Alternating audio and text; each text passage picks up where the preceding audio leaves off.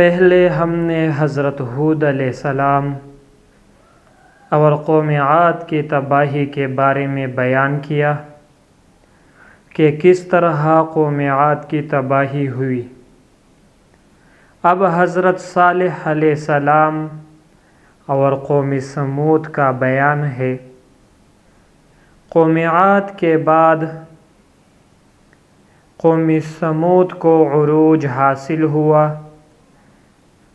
جب تک قوم عاد کی تباہی اور اس کے اسباب ان کے پیش نظر رہے اور حضرت ہود علیہ السلام کا تذکرہ جاری تھا، تو اس قوم میں حضرت ہود علیہ السلام کی شریعت اور اس دور کے علماء کرام کے بتائے ہوئے راستے پر چلتے تھے۔ یہ قوم دن بدن ان کو ترقی نصیب ہوئی۔ اس قوم نے بابل، عمان، احقاف اور شام کے علاقوں میں اپنے تہذیبی آثار قائم کیے۔ ان کے خاص طرز تعمیر تھا۔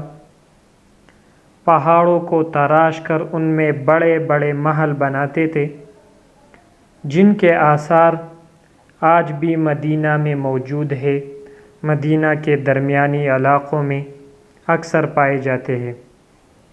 وقت جو گزرتا گیا، ان کے دلوں میں تاریکی پھیلتی گئی۔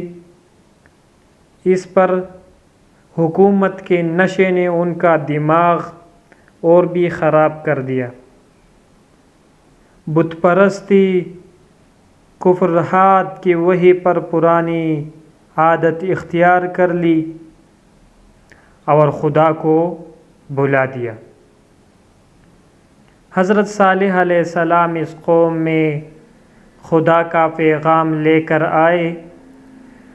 شروع میں ان لوگوں نے حسب معمول ان کا مذاق اڑایا، جس طرح پہلے پیغمبروں کو سختیوں کا سامنا کرنا پڑا، جیسے حضرت ہود علیہ السلام۔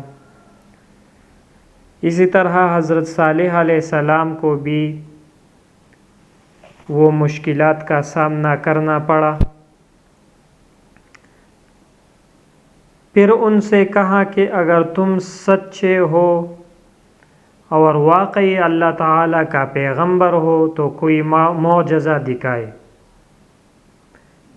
تو حضرت صالح علیہ السلام نے فرمایا کہ تم لوگ خود ہی بتاؤ کیا معجزہ دیکھنا چاہتے ہو۔ تو ان لوگوں نے آپس میں مشورہ کرنے کے بعد انہوں نے کہا کہ سامنے جو پہاڑ ہے اور اس میں جو بڑا پتھر ہے، اس میں سے ایک اونٹنی نکالے اور ساتھ ہی اس کا بچہ بھی ہو۔ جب وہ اونٹنی نمودار ہوئی تو لوگوں نے ان کو جادوگر بتلایا۔ معجزہ دکھانے کی ضد کر رہے تھے، اور جب معجزہ دکھایا تو حضرت صالح علیہ السلام کو جادوگر کہنے لگے۔ اس اونٹنی نے آگے بڑھ کر ان کے تالابوں اور چشموں کا سارا پانی پی ڈالا۔ تو بس ان لوگوں کو فکر ہو گئی اور حضرت صالح علیہ السلام کو شکایت کی۔ تو اس وقت حضرت صالح علیہ السلام نے فرمایا کہ ایک دن تمہارے مویشی پانی پیے گا اور ایک دن یہ اونٹنی پانی پیے گا، اور ساتھ میں یہ بھی تنبیہ کی کہ اس اونٹنی کو تکلیف نہ پہنچاؤ، ہرگز اس کو تکلیف نہ پہنچاؤ۔ مجھے تمہاری نیت میں کچھ خرابی دکھائی دے رہی ہے۔ حضرت صالح علیہ السلام نے سمجھایا کہ اگر تم نے اسے قتل کیا تو سمجھ لینا تمہاری خیر نہیں ہے، لیکن وہ لوگ کہاں ماننے والے تھے۔ ان لوگوں نے تو ضد شروع کی تھی۔ آخر ایک روز جب اونٹنی چشمے پر پانی پینے آئی تو انہوں نے اس کے پاؤں کاٹ ڈالے۔ درمیان میں وہ واقعہ ہے کہ ایک آدمی کو پیسے دے کر مقرر کیا تھا اور اس اونٹنی کے پاؤں کاٹ ڈالے۔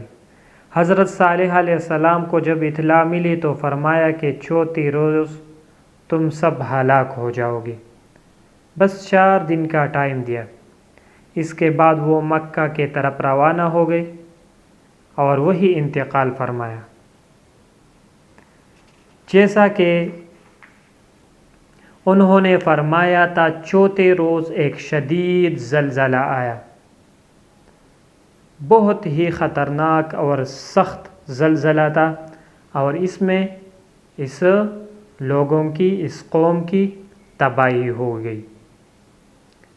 اب یہاں سے حضرت ابراہیم علیہ السلام کا سلسلہ شروع ہو رہا ہے، لیکن اس سے پہلے تاریخ حقائق میں حضرت مولانا مفتی محمد الیاس زکریا صاحب نے عربوں کے 2 طبقے بیان کیے ہیں۔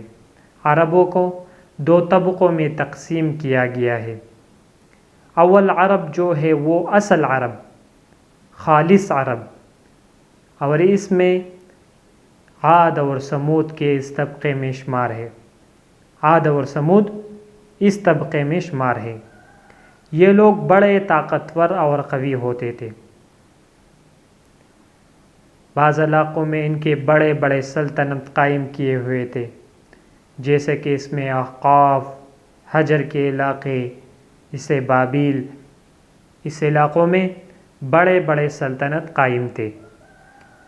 ان میں سے پہلا بادشاہ عاد بن عود بن ارم بن سام ہوا تھا، یہ پہلا بادشاہ تھا۔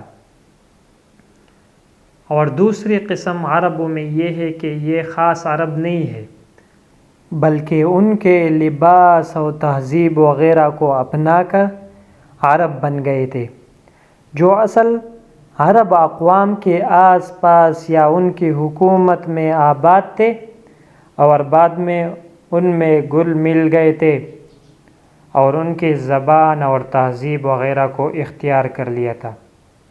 خالص عرب، عاد اور سمود وغیرہ، یہ تو عذاب الہی سے بالکل ہلاک ہو گئے، اور ان دوسروں کو عروج حاصل ہوا، یعنی دوسرے قسم کے عرب جو کہ خاص عرب نہیں تھے، ان کو عروج حاصل ہوا۔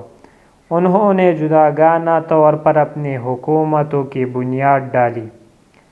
ان میں سے سب سے پہلا بادشاہ عرب بن قحطان بن عابر ایسا شخص ہے جو گزرا ہے۔ یمن اس کا دارالحکومت تھا۔